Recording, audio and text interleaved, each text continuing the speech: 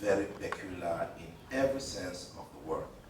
Tell us how you fostered your education beyond primary education up to your recent acquisition of the doctorate. I explained to you that I will say I did a lot of sacrifices. I punished myself to study. I challenged myself, so to say, to study. Because we'll get to so many other people that surrounded me, like late Dr. Nchari, Anthony, Dr. Ndi. Anthony is still living. Dr. Solomon Fogwe, Commandant Bob, and in fact, my own classmate and my age mate, Mr. Kimeng Francis, who studied and studied and studied even in Israel. They are the people that I was interacting with them. And all of them were so qualified. They were well advanced in education, and some were still studying certain things. And I challenged myself to be at a certain level. So I told you before that I did most of my courses by correspondence. In fact, when I say I punished myself, it was because I got married and living in Douala, taking care of my wife and a few children, and studying at the same time.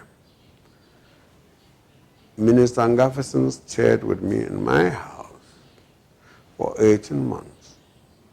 He can testify that at 4 a.m. I'm up to read, and at 6:30 I take my wife to work because she will start work at 7 o'clock.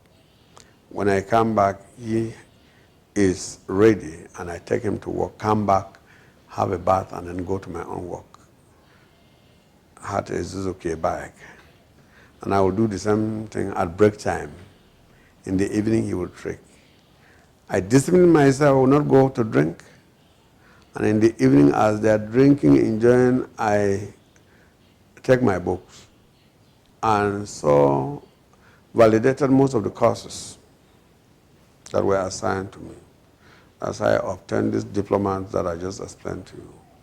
Those are diplomas and the rest of the things that helped me to be able to enroll in the Pacific Western University and validated all the courses and was able to obtain my BSc in Business Administration. And of course, scored a very high, obtained recommendation from them. Was like admitted immediately to do my master's, but because of all the things I had, families and rest of the things and so on, I couldn't do it immediately.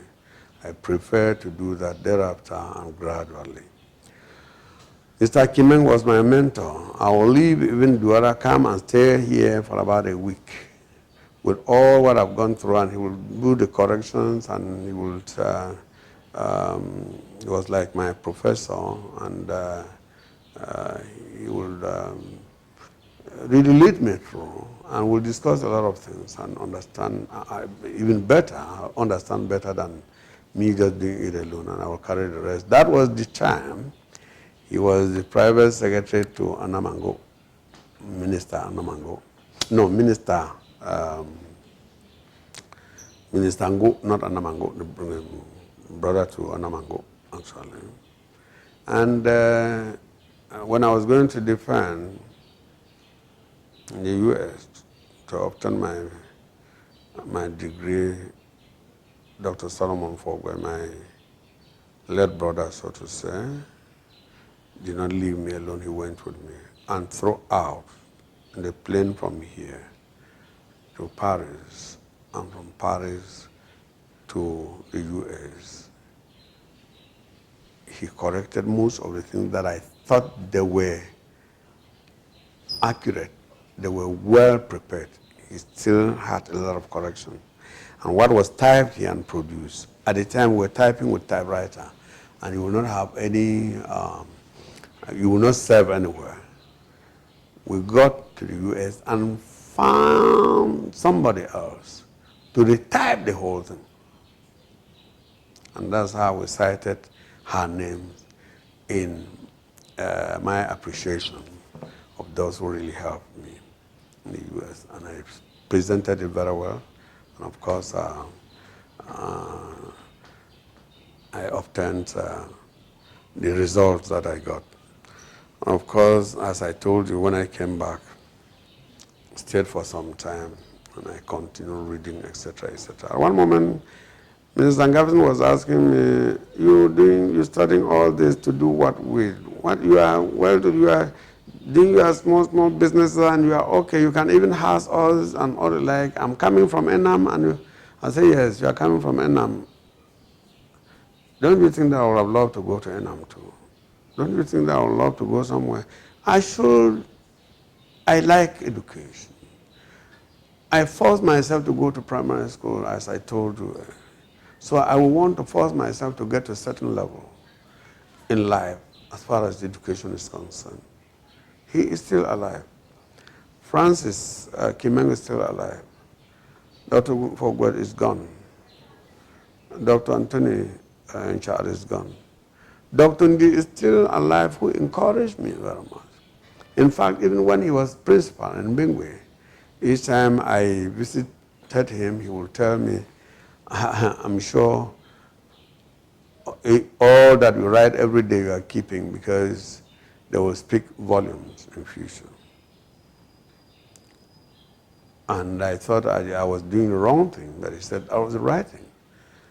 Most of the things he will correct them, etc., etc. He is in the US, he's still alive. And so that's how difficult it was for me to sail through life and through to where I am today.